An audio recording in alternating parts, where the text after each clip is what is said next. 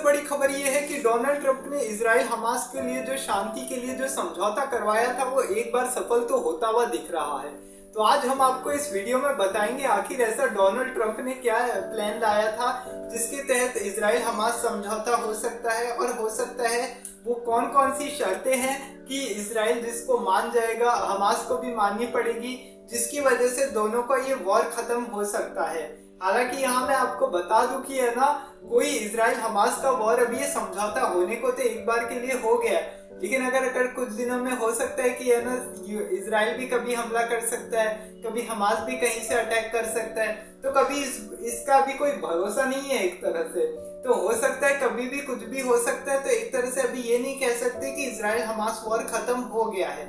सोमवार तक अभी पता चलेगा कि इजराइल हमास का भी पूरी तरह से खत्म हुआ है कि नहीं हुआ है। तो देखिए, इजराइल हमास वॉर के बारे में आज इस वीडियो में जानते हैं। शुरुआत करने से पहले आपको बता दूं कि चैनल को सब्सक्राइब जरूर कर दें और वीडियो को लाइक जरूर किया करें। तो चलिए शुरुआत करते हैं। देखिए, 7 अक्टूबर 2023 का का दिन तो सभी को याद होगा कि जब हमास ने इजराइल पर अटैक कर दिया था। हमास देखिए क्या है, देखिए फिलिस्तीन एक कंट्री है, पैलेस्टाइन जिसको बोलते हैं। पैलेस्टीन इशू जो होता है ना इजराइल हमास के, भी वो हिस्ट्री में अलग से उसके बारे में पढ़ेंगे।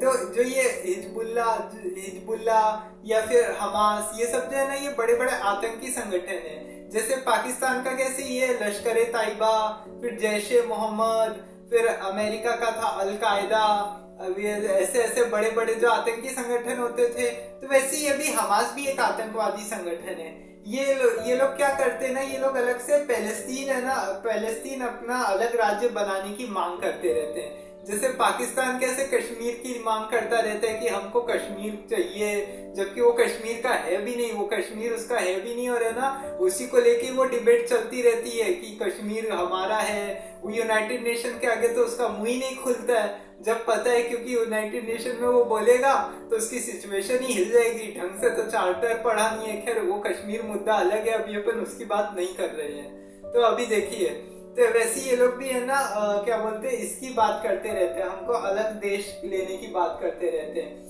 फलस्तीन जो है ये अलग से एक क्षेत्र लेने की बात करता रहता है, जो पैलेस्तीन का जो कुछ इलाका है उसको अपने कब्जे में लेने की बात करता रहता है।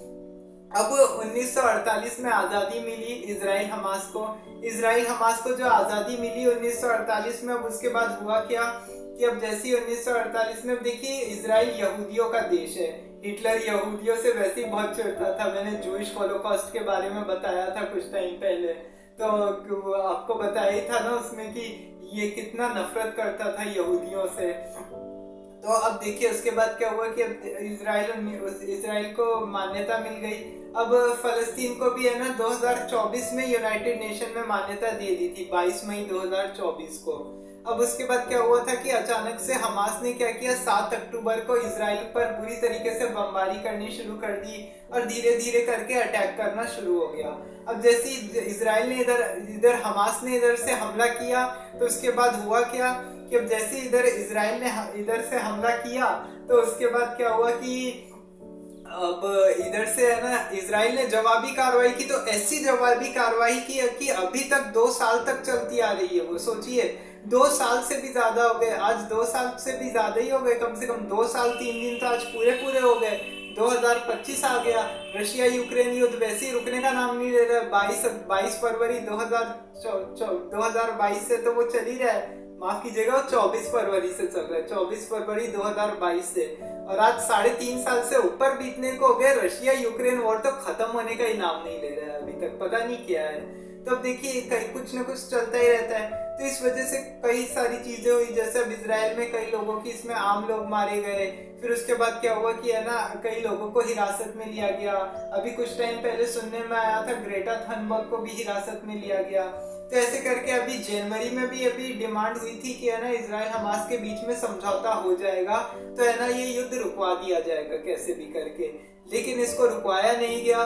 कि अब देखिए, अब 20 जनवरी 2025 ये दिन जब डोनाल्ड ट्रंप अमेरिका का राष्ट्रपति बना। और ये डोनाल्ड ट्रंप जब से आया है ना, तब से हल्ला किए जा रहे हैं कि हम इजराइल हमास का युद्ध रुकवा देंगे, हम रशिया यूक्रेन का युद्ध एक दिन में रुकवा देंगे, प्रेसिडेंट बनते ही हम ये कर देंगे। मतलब वो इस तरीके की बातें तो बोलते ही रहते हैं। तो जनवरी में भी इस चीज को लेके समझौता हो। सोचिए इजराइल में तो ऐसी ऐसी कारनामे हो गए। एक दिन यहाँ तक कि है ना, इजराइल वहां पे तो है ना, पेजर फट गया था, पेजर ब्लास्ट हो गया था। लोगों की जेब में जैसे जो पेजर रखे होते थे ना लोग, जिससे मैसेज वगैरह भेजते थे, वो तक ब्लास्ट हो गए थे वहां पे। सोचिए, मतलब एक इजराइल की कंपनियों ने ऐसा क्या किया उसमें कि जिससे कई लोगों के घर में आग लग गई, इससे आम लोगों की जानें चली गई। तो इसकी वजह से हुआ क्या कि अब देखिए, नुकसान तो आम जनता का भी सबसे ज्यादा हुआ। आम जनता का नुकसान हुआ तो उसके बाद हुआ क्या कि अब इतने लोगों की जान जा रही थी। तब करते करते क्या हुआ कि अब कई सारे समझौते हुए। अभी कुछ टाइम पहले इजराइल में अभी बेंजामिन नेतन्याहू के खिलाफ भी सबसे ज्यादा प्रोटेस्ट चल रहा है। चल रहा था कि अमेरिका में भी कि है ना, ये बेंजामिन नेतन्याहू जो कर रहे हैं वो बिल्कुल सही नहीं है, इतने लोगों की जान जा रही है। फलस्तीन में भी बेगुनाह लोगों की मौतें हो रही थी। क्योंकि देखिए, कोई ये सब नहीं देखता कि कोई बेगुनाह है या आतंकी है। वो लोग तो क्या करते हैं, सीधे मार देते हैं, चाहे कोई भी, उनको कुछ फर्क नहीं पड़ता, भले ही किसी की जान सस्ती क्यों ना हो, इंसान की कोई मतलब नहीं होता। लेकिन अभी क्या हुआ है हाल ही में, अभी जब दोनों के बीच में भी कतार की जो कैपिटल है दोहा, वहां पे मीटिंग हुई है सबकी। अमेरिकी राष्ट्रपति डोनाल्ड ट्रंप भी इसमें शामिल हुए थे। और डोनाल्ड ट्रंप जब इसमें शामिल हुए तो उन्होंने पहले बोल दिया कि ये इन्होंने 20 पॉइंट का प्लान लेके आए। वो उन्होंने क्या बोला डोनाल्ड ट्रंप ने कि ये प्लान अगर इजराइल हमास अगर मान जाता है तो हो सकता है कि हम युद्ध खत्म होने के आसार दे सकते हैं। लेकिन अब देखिए, होता हुआ तो ऐसा कुछ भी नहीं दिख रहा है कि है ना, कि ऐसा कुछ होगा कि इजराइल हमास खत्म होगा, नहीं होगा, क्या होगा, इसके बारे में कहना थोड़ा मुश्किल है। तो देखिए, वो 20 प्लान पॉइंट क्या है। तो देखिए, सबसे पहले तो क्या है कि है ना, इजराइल ने है ना, जितने भी सारे बंधक बनाए हुए फलस्तीन के लोगों को, पहले वो उन लोग को छोड़े। फिर उसके बाद हमास ने भी जितने बंधकों को रखा हुआ है, इतने लोगों को बंदी बना के रखा है, उनको सबसे पहले रिहा करके भेजा जाए इजराइल। दोनों एक दूसरे के को छोड़े। फिर उसके बाद क्या हुआ कि अगर जैसे दोनों के बीच में अगर आपसी मुद्दा है तो उसको लेकर बातचीत की जाए कि क्या होना चाहिए इसको लेके। तो बातचीत करने की बात हो गई इसमें कि ये सब बातचीत करके मामले को सुलझाया जाए अगर कोई ऐसा मामला है। फिर उसके बाद क्या है कि इजराइल हमास के बीच में कि हमास को पूरी तरह से सरेंडर करना पड़ेगा और हथियार, कोई भी सीज फायर, कोई एक दूसरे जो अभी सीज फायर लगा है उसका उल्लंघन नहीं किया जाएगा। ये भी प्लान में शामिल किया गया। इसका भी होना बहुत ज्यादा जरूरी है। फिर उसके बाद एक और प्लान क्या है, एक और चीज क्या बोली गई है कि जैसे अगर उसके बाद अगर मान लीजिए अगर कोई भी अगर यूएन की पीस कीपिंग फोर्स अगर जाती है, अगर फूड पैकेट्स वगैरह लेने के लिए या देने के लिए या कोई एड सप्लाई करती है वहां पे या कोई चीज के लिए, तो वहां पे है ना किसी को हिरासत में नहीं लिया जाएगा। ये सबसे बड़ी बात है। ये सबसे बड़ी बात बोली गई है कि यूनाइटेड नेशन के लोगों को भी हिरासत में न लिया जाए। दूसरा, फिर एक और पॉइंट क्या दिया गया है इसमें कि अगर यूनाइटेड नेशन भी अगर अपना कोई चार्टर अगर देता है कि अगर यूनाइटेड नेशन अगर कुछ नेगोशिएशन करवाता है कि इजराइल हमास को इसमें कैसे क्या करना चाहिए, इस चीज को लेकर कोई बताता है, अगर कोई सही चीज है तो है ना उसको लेके भी है ना यूनाइटेड नेशन को बताना चाहिए। यूनाइटेड नेशन का वो प्रस्ताव दोनों को मानना पड़ेगा और वो उसका कोई उल्लंघन नहीं करेगा। फिर उसके बाद क्या होगा, ऐसे करके काफी सारे अलग अलग पॉइंट्स दिए गए हैं इसमें। 20 प्लान, अलग अलग 20 तरीके की 20 शर्तें रखी गई है इसमें। कई तरीके की शर्तें रखी गई है, हमास को बंधकों को छोड़ने की या इजराइल को छोड़ना पड़ेगा, उसमें भी अलग अलग शर्तें दी गई है। तो ऐसे करके काफी सारी चीजें हैं। तो अब देखिए, अब धीरे धीरे अभी क्या हो रहा है ना कि अब हमास ने भी है ना इजराइल के कई सारे बंधकों को भी रिहा किया गया है। और इसमें सबसे बड़ी एक और बात क्या बोली गई है कि इसमें आम लोगों का कोई नुकसान नहीं होना चाहिए। आम लोगों को जरा भी नुकसान नहीं पहुंचना चाहिए, किसी पे भी गोलीबारी नहीं होनी चाहिए। जो भी हथियार अगर यहाँ जहाँ पे युद्ध होता है दोनों के बीच में, आप देख के खाली आतंकी संगठन को ही मारो, लोगों को क्यों मारना, लोगों का क्या कसूर है।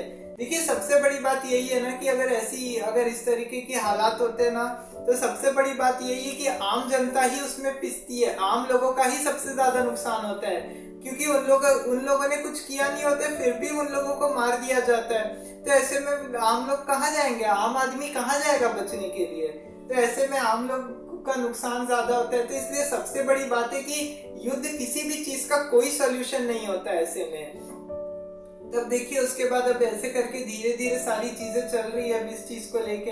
तो अब आज देखिए नोबेल पीस प्राइज का भी है ना नॉमिनेशन होने वाला है। नॉर्वे की राजधानी ओस्लो में आज नोबेल पीस प्राइज के लिए सभी को नॉमिनेट किया जाएगा, जिसमें देखिए पाकिस्तान का जो प्रधानमंत्री है शाहबाज शरीफ, इसने तो बहुत पहले से ही डोनाल्ड ट्रंप को नॉमिनेट करके रखा हुआ है कि हम तो डोनाल्ड ट्रंप को ही नोबेल पीस प्राइज देंगे। अब सोचिए नोबेल पीस प्राइज के लिए लोग ऐसे कैसे होते हैं कि है ना कुछ देखते नहीं है पहले से। अब देखिए ट्रंप की तो हर बार की यही आदत है कि है ना वो बोल देता है कि मैंने भारत पाकिस्तान का युद्ध रुकवाया। अरे भारत पाकिस्तान का युद्ध तो मैं आपको बता दूं, जब ऑपरेशन सिंदूर चला था ना, उसके तहत 3-4 दिन बाद वहां के पाकिस्तान के डीजीएमओ का कॉल आया इंडिया को। उन्होंने बोला कि नहीं देखिए और ये सब जो कार्रवाई कर रहे हैं आप एक बार रोकिए, हम बातचीत से मामले को सुलझाते हैं। तब जाके ये मामला रुका। डोनाल्ड ट्रंप ने कुछ भी नहीं बोला इस चीज को लेके। अब देखिए इसको लेके काफी ज्यादा बहस भी हुई है संसद में कि राहुल गांधी ने कितनी बार बोला है कि मोदी है ना, अगर जब डोनाल्ड ट्रंप ने नहीं बोला है तो नाम लेके क्यों नहीं बोलते। खैर ये बात तो राहुल गांधी ने सही बोली है, नाम लेके सीधा सीधा बोलना चाहिए कि डोनाल्ड ट्रंप का इसमें कोई हाथ नहीं है। तब जाके लोगों को समझ में आएगा, ट्रंप को भी समझ में आएगा।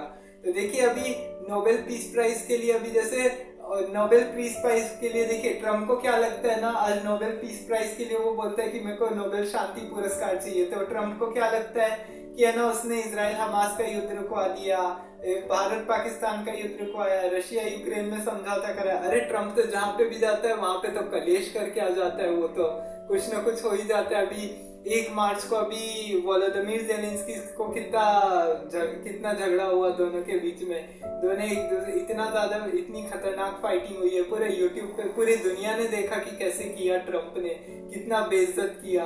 तो खैर ट्रंप की किसी से बनती तो है नहीं, तो बस खाली वो झूठ मूठ के दावे करता है। तो बात देखिए नोबेल प्राइज का तो ऐसा है कि ये 962 लोगों को अभी तक मिल चुका है इसमें, कि कभी शांति के लिए जैसे इकोनॉमिक्स में दिया जाता है, लिटरेचर में दिया जाता है, शांति के लिए दिया जाता है, और विज्ञान के क्षेत्र में दिया जाता है और भौतिकी के क्षेत्र में दिया जाता है। ये 5 चीजों में दिया जाता है। अब डोनाल्ड ट्रंप को ओबामा से भी इस चीज को लेकर कंपटीशन है, बराक ओबामा से, क्योंकि साल 2009 में बराक ओबामा को भी नोबेल पीस प्राइज मिला था।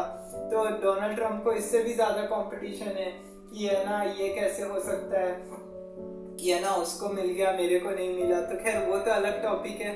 तब आगे चल के अब देखना होगा कि है ना आगे क्या इस पे अपडेट आता है इजराइल हमास पे, वाकई में युद्ध खत्म होता है नहीं होता है। अब देखिए वो सोमवार के बाद पता चलेगा। तो अगर खत्म हो जाता है तो अच्छी बात है, आगे जैसा भी अपडेट होगा मैं आपको बताऊंगा अगले वीडियो में। तो आज के इस वीडियो में इतना ही। अब कल किसी और टॉपिक्स पे बात करेंगे। तब तक के लिए वीडियो को लाइक एंड शेयर जरूर कर दे, चैनल को सब्सक्राइब करना न भूलें, साथ ही बेल आइकन का बटन दबा दें। और हाँ, जाने से पहले एक और बात बता दूं, कभी भी किसी भी चीज का युद्ध कोई समाधान नहीं होता है। हिंसा का सहारा बिल्कुल भी मत लिया कीजिए, शांति से रहना चाहिए, प्रेम से रहना चाहिए। नमस्कार।